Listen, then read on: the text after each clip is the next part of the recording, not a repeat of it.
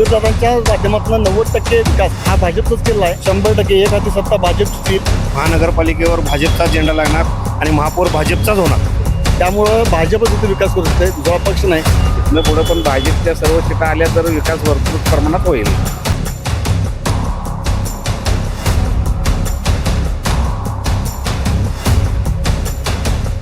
सांगली, मिरज आणि कुपवाड महानगरपालिकेच्या अनुषंगाने आज आपण आलोय प्रभाग क्रमांक 18 इथे. इथले काही नागरिक आपल्या सोबत आहेत, तर त्यांच्याकडून जाणून घेऊया की त्यांच्या मनातील नगरसेवक कोण आणि सांगली आणि ह्या प्रभागामध्ये कोणकोणती विकास कामं व्हायला हवीत आणि कोणकोणती झालेली नाहीत. दादा काय सांगाल, तुमच्या प्रभागामध्ये कोणकोणती विकास कामं झालेली नाहीत आणि कोणकोणती विकास कामं व्हायला हवीत? सांगली मिरज कुपवाड महापालिकेच्या क्षेत्रामध्ये प्रभाग क्रमांक 18 मध्ये हा 90% गुंठेवारी भाग आहे, विस्तारित भाग आहे. महापालिकेचा जेवढा निधी शासनाकडून असेल किंवा महापालिकेकडून असेल त्यातला सगळ्यात जास्त निधी ह्या भागात खर्च केला जातो. तरी पण इथली समस्या काही पूर्ण होत नाही. परंतु आता मी असं आव्हान करेन सगळ्यांना की केंद्रामध्ये आणि राज्यामध्ये दोन्ही ठिकाणी भाजप सत्तेत आहे आणि ह्या महापालिकेत भाजपच सत्तेत येईल यात काय शंका नाही. कारण भाजपचा महापौर झाला तर शामरावनगर भागात येणारा महापौर हा कायमचा थांबला जाईल असं आम्हाला वाटतंय. पण भाजपच का? कारण आता केंद्रात आणि राज्यात जी सत्ता आहे महापालिकेत ह्याची भाजपची, तर महापालिकेला जर भरघोस निधी आणि या पुरापासून जर भाग हा थांबवायचा असेल तर भाजपच या महापालिकेत आलं पाहिजे. आणि एकूण 78 नगरसेवकापैकी म्हणजे 78 प्रभाग ठिकाणी आपल्या ज्या उमेदवार उभा केलेत, हा एकमेव पक्ष भाजप आहे की ज्यांनी 78 ठिकाणी सीटा उभा केलेत.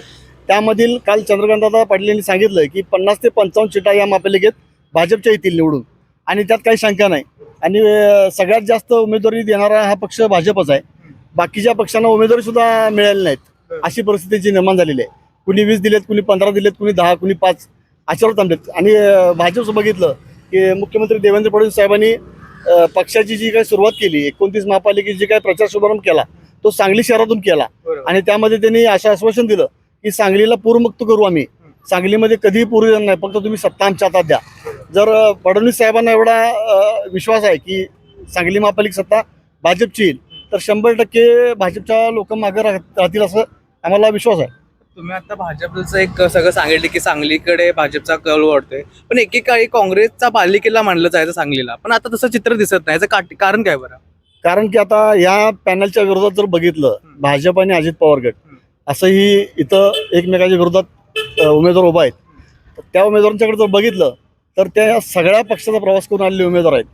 म्हणजे मागच्या वेळी जे भाजपमध्ये होते ते आता तिकिटासाठी अजित पवार गटात गेले. म्हणजे ते लोकांच्या विकासासाठी गेले नाहीत, स्वतःच्या विकासासाठी ते तिकडे गेले.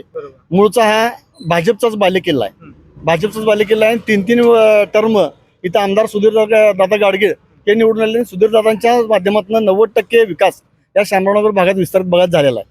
त्यामुळं हा भाजपचाच किल्ला आहे बालेकिल्ला. काँग्रेसचा बालेकिल्ला कधी नव्हता. 2013ला हनुमंत पवार साहेब ह्या वार्डाचे नगरसेवक होते. त्यानंतर ज्या वेळेला मोदी साहेब सत्तेत आले, मोदी साहेब पंतप्रधान झाले, त्यानंतर हा भाजपचाच बालेकिल्ला बनलेला आहे. बरोबर.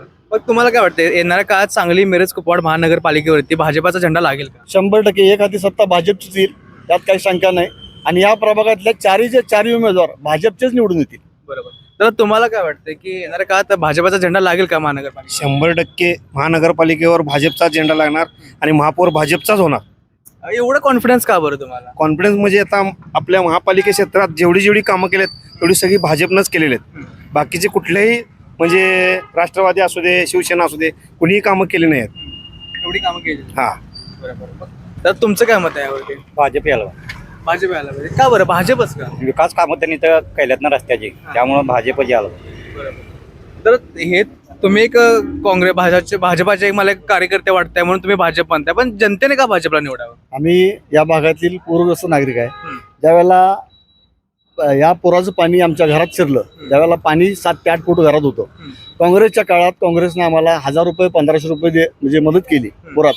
पण आमच्या साहित्याचं नुकसान जर विचार केला तर लाखो रुपये नुकसान आमचं या भागात झालेलं होतं. त्याच वेळेला भाजप सत्ता होती. ज्यावेळेला 19ला पूर आला त्यावेळेला भाजप सरकारनं दुकान गाळे असतील किंवा त्यांचे काही व्यवसाय असतील अशा गाळेधारकांना किंवा व्यावसायिकांना 50,000 रुपये प्रत्येकी आणि कुटुंबाला प्रत्येकी 15,000 रुपये अशी भरघोस निधी देऊन त्यांना त्या ह्याच्यातून अन्यायातून बाहेर काढलेला आहे. त्यामुळं भाजपच इथे विकास करू शकते, दुसरा पक्ष नाही. या ज्या उमेदवार आहेत बाकीचे विरोधक, त्यांचे नेते सुद्धा इथं सभा लावू शकले नाहीत. काल मिरजेला एक सभा झाली अजितदादांची, त्यानंतर त्यांना वेळ नाही असं त्या पक्षाकडनं सांगण्यात आलं आणि सांगलीमध्ये सभा लावण्याचं नियोजन चालू होतं, पण सभेसाठी सुद्धा त्यांना वेळ नाही. म्हणजे उमेदवार उभा केला त्यांनी वाऱ्यावर सोडल्यात, अशी परिस्थिती निर्माण झाली त्या पक्षाची. तुम्हाला काय वाटतं मग सांगलीकर यावेळी गट तट न बघता विकास कामं बघून भाजपाला मतदान करतील का? 100% करतील.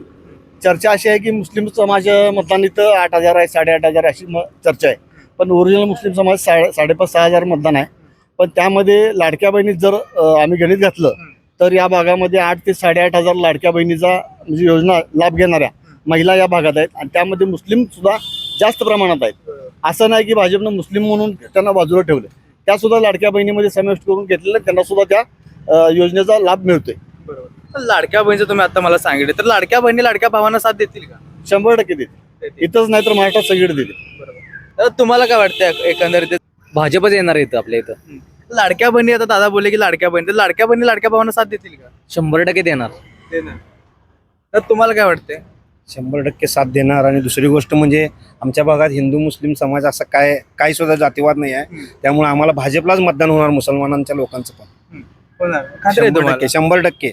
आणि येणाऱ्या काळात सांगली मिरज कुपवाड महानगरपालिकेवरती भारतीय जनता पार्टीचा झेंडा लागेल का? 100% भारतीय जनता पार्टीचाच झेंडा लागणार. दादा पुढे आहे की तुम्ही, तर तुम्हाला काय वाटतं येणाऱ्या काळात काय होईल? काय भारतीय जनता पार्टी जर निवडून आली तर भरपूर कामं होतील आपली आणि विकास पण होईल. हा, रस्ता गटारी ही पेंडिंग राहिलेले आहेत ना, ही कामं भरपूर प्रमाणात होतील भारतीय जनता पार्टी आली तरच. का भारतीय जनता पार्टीच का? कारण वर केंद्रात भारतीय जनता पार्टी आहे, महाराष्ट्रात भाजपचंच राज्य आहे, त्यामुळं सांगली जिल्ह्यात सुटकी महापालिकेत भारतीय जनता पार्टीचं झालंय सीटा सगळ्या, तर चांगला विकास होईल. तुम्ही आता बोलताय तर माझा एक प्रश्न असा असेल की सांगलीतले जे लोक आहेत, जनता आहेत, ते गट तट न पाहता विकास कामं बघून भाजपाला मतदान करेल काय? कसं आहे, आता बऱ्याच ठिकाणी म्हणजे आमदार सुधीरदादा गाडगीळ यांच्या माध्यमातून भरपूर ठिकाणी कामं झालेले आहेत, विकास झालेला आहे. इथनं पुढं पण भाजपच्या सर्व सीटा आल्या तर विकास भरपूर प्रमाणात होईल. बरोबर. येणाऱ्या काळात भाजपाचा झेंडा लागेल असं तुम्हाला वाटतं? 100% जास्तीत जास्त सीटा भाजपच्याच 55-60 सीटाच्या आसपास येण्याची शक्यता आहे. धन्यवाद दादा. दादा तुम्हाला काय वाटतं, तुम्ही एक तरुण आहात, तर तुम्हाला काय वाटतं येणाऱ्या काळात काय होईल? भाजपची सत्ता येईल आणि भाजप सत्ता आहेच. त्याचं कारण हेच की माननीय मुख्यमंत्री देवेंद्र फडणवीस साहेब आणि उपमुख्यमंत्री माननीय एकनाथजी शिंदे साहेब यांनी जेव्हा लाडकी बहीण योजना सुरू केली तेव्हा कोणताही जाती धर्म न बघता ती योजना सुरू केली आणि त्याचा लाभ प्रत्येक धर्मांनी प्रत्येक जातींनी त्याचा लाभ घेतला. मग आत्ताच काही लोक असं जातीभेद करतात की बाबा भाजप जातीभेद करतं किंवा मुस्लिमांना विरोध करतं. मग योजना तुम्ही लाभ घेतो त्यावेळेला का भाजपला विरोध केला नाही असं माझं मत आहे. त्यावेळी असं न करता प्रत्येकांनी ह्या सांगली महानगरपालिकेत असो किंवा सगळीकडे असो, जिथं आता महापालिका निवडणूक आहे तिथून एकदम बहुमतांनी भारतीय जनता पार्टीला निवडून द्यावं आणि अशा परत जर अनेकदा साथ दिला तर सगळीकडे महापालिकेवर सत्ता जर भाजपची आली तर आणि अनेक योजना असं सुरू करू आणि जाती धर्म न पाहता मला वाटते मुख्यमंत्री साहेब एकनाथजी शिंदे साहेब सगळ्यांनी परत आणि नवीन काहीतरी योजना सुरू करतील आणि त्याचा लाभ सगळ्यांना मिळेल. त्यामुळं यावेळी भाजपा आलंच पाहिजे, भाजपाना सगळ्यांना साथ दिलं पाहिजे. तुम्ही आता लाडक्या बहिणीचं मला सांगितलं, तर विरोधक म्हणतात की लाडक्या बहिणीची काही गरज नाही, काय 1500 रुपयाचे सर्वसामान्यांना त्याची गरज नाही, तर यावरती तुमचं काय मत आहे? आता काय झालं, लाडकी बहीण सुरू झाली, योजना सुरू झाली त्यावेळेला रेग्युलर महिन्याला 1500 रुपये ती पडत होते. नंतर ते काय झालं, काही ठिकाणी काही विरोधकांनी म्हणजे वेगळ्या पक्षाने काय केलं, त्या पक्षातल्या लोकांना जाऊन सांगितलं की बोगस कागदपत्रे झाली.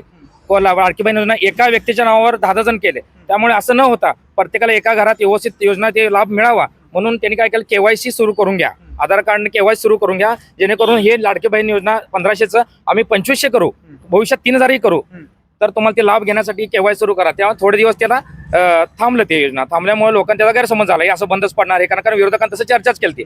त्यामुळे तुम्हाला लाडकी बहीण योजनेचं मी सांगितलं. नाही, लाडकी बहीण योजनाची गरजच नाही असं म्हणतात विरोधक. गरज नाही त्यामुळे म्हणतात, मध्ये बंद झाल्यामुळे त्यांनी म्हणतात, पण गरज नाही असं नाही, प्रत्येकाने लाभ घेतात. तुम्ही जर बँकेत जाऊन बघितलं असताना तर एवढी रांग लागत्या KYCच्या वेळी, तेव्हा बी सगळ्या जातीचे होते, सगळ्या धर्माचे तिथं होते KYC करून घेण्यासाठी. मग तेव्हा का म्हणलं की आम्हाला गरज नाही, आम्ही जाणार नाही, बँकेत कशासाठी गर्दी होती, त्यासाठीच होती ना. फक्त ही चर्चा असतात लोकांच्या आज काय पक्षाला बदनाम करण्यासाठी.